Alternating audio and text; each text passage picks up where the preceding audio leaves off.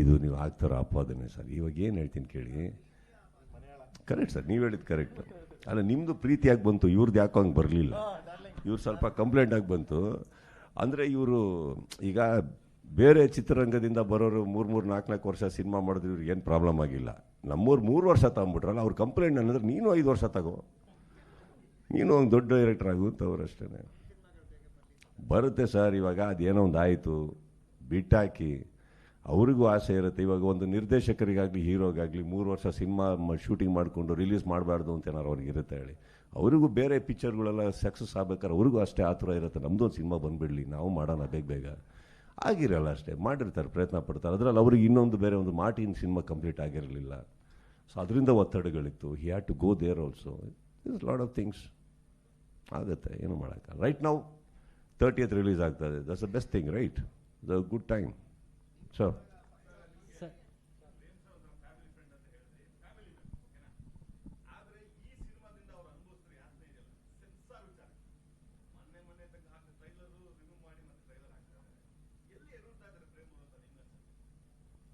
ಅದೇ ಸೆನ್ಸಾರ್ ವಿಚಾರದಲ್ಲಿ ಅಲ್ಲೇ ಎಡವಿದ್ದು ಸರ್.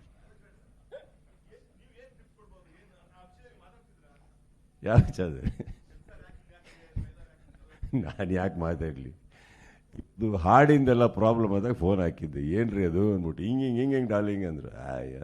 ತಲೆ ಕೆಡ್ಸ್ಕೊಬಿಡಿ, ಏನೋ ಮಿಸ್ಟೇಕ್ಗಳು ಆಗೋಗ್ತವೆ, ಯಾರು ಎಕ್ಸ್ಪೆಕ್ಟ್ ಮಾಡಿರಲ್ಲ. ಇನ್ನೊಂದು 2 ದಿನದಲ್ಲಿ ಇನ್ನೊಂದು ಹೊಸ ಸಾಹಿತ್ಯ ಮಾಡಿ ಅದೇ ಸಾಂಗ್ ಹೊರಗಡೆ ಬಿಡಿ, ಯಾಕೆ ಪರವಾಗಿಲ್ಲ, ಮಿಸ್ಟೇಕ್ಸ್ ಎಲ್ಲರಿಂದ ಆಗುತ್ತೆ ಅಂತ. ಅದು ಬಿಟ್ಟರೆ ನನಗೆ ಈ ಸೆನ್ಸಾರ್ ವಿಚಾರದಲ್ಲಿ ನಮ್ಮ ಸಿನಿಮಾಗಳೇ ಒದ್ದಾಡ್ತಾ ಇರ್ತವೆ. ಸೊ ಗೊತ್ತಾಗಲ್ಲ ನಮಗೆ. ಬಟ್ ಹಾಗಂತ sir, I strongly believe censor board has got a responsibility sir. ಇಲ್ಲಿ ಕೂತು ಅವ್ರ ಮೇಲೆ ಆಪಾದನೆಗಳು ಹಾಕೋದು ತಪ್ಪಾಗುತ್ತೆ. ಒಂದೊಂದು ಸಿನಿಮಾಗೆ ಒಂದೊಂದು ಥರ ಪ್ರಾಬ್ಲಮ್ಗಳಿರ್ತವೆ. ಅದು ಅವ್ರಿಗೆ ಮಾತ್ರ. I don't know what happen the censor. ನಾನು ಸೆನ್ಸಾರ್ ವಿಚಾರಕ್ಕೆ ಫೋನ್ ಮಾಡಿದಾಗ ನಂದು ಒಂದೇ ಪ್ರಶ್ನೆ ಬರುತ್ತೆ, ಪ್ರೇಮ್ಗಾಗಲಿ ಈವನ್ ಧ್ರುವ್ ಯಾವ್ದಾದ್ರು ಒಂದು ಮ್ಯಾಟ್ರಲ್ಲಿ ಏನಾರ ಪ್ರಾಬ್ಲಮ್ ಆದಾಗ ಒಂದೇ ಪ್ರಶ್ನೆ ನಾನು ಕೇಳೋದು, are you okay? That's my question ends there, are you okay? So yes darling ಅಂತ ಅವ್ನು ಕಳಿಸ್ತಾನೆ, ಎಸ್ ಸರ್ ಅಂತ ಅವ್ರು ಕಳಿಸ್ತಾರೆ, ಅಲ್ಲಿಗೆ ಮುಗೀತು. Anything I am a phone call away. ಏನಾರು ಹಂಚ್ಕೋಬೇಕಾ, ಮಾಡಬೇಕು, you can call me. I am concern sir. ನನ್ನ ಫ್ಯಾಮಿಲಿ, ನನ್ನ ಸ್ನೇಹಿತರು ಅಂದರೆ ಒಂದು ಕ್ವೆಶ್ಚನ್ ಹಾಕ್ತೀನಿ ನಾನು, I okay? That's all sir. They need to know. ಮಲಗಬೇಕು ತಾನೆ, ಹಾಂ ಮಲಗ್ತಾರೆ ನೆಕ್ಸ್ಟ್ ಟೈಮ್ ಬಿಡಿ ಸರ್ ಅವರು. Yes sir.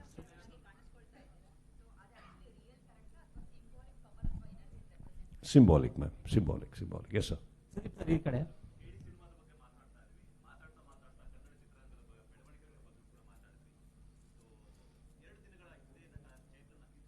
ಯಾರು